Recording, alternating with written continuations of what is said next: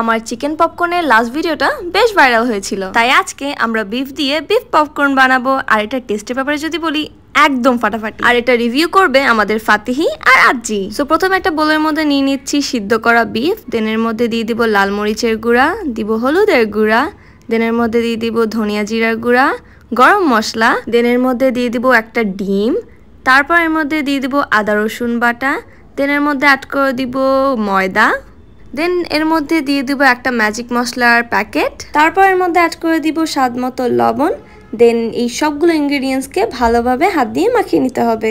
আর এর মধ্যে যারা যারা আমাদের ফেসবুক পেজে ফলো দাওনি, কারিমর আমার ফেসবুক পেজে ফলো দিয়ে আসো and to follow in our TikTok ID two.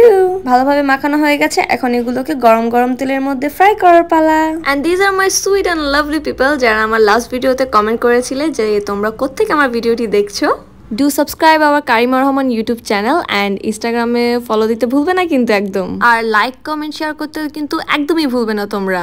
আর তোমরা আমাদেরকে কমেন্ট করে অবশ্যই জানাবে যে আজকের এই ভিডিওটি তোমরা আজকে কোত্থেকে দেখছো। অ্যান্ড কথা বলতে বলতে আমাদের রেসিপিটা হয়ে গেছে অ্যান্ড ঠাড়া বানানো হয়ে গেছে আমাদের বিফ পপকর্ন। আর এই বিফ পপকর্নটা আজকে রিভিউ করে দেখাবে আমাদের আজ্জি আর ফাতেমা যে এই বিফ পপকর্নটা খেতে কেমন হয়েছে।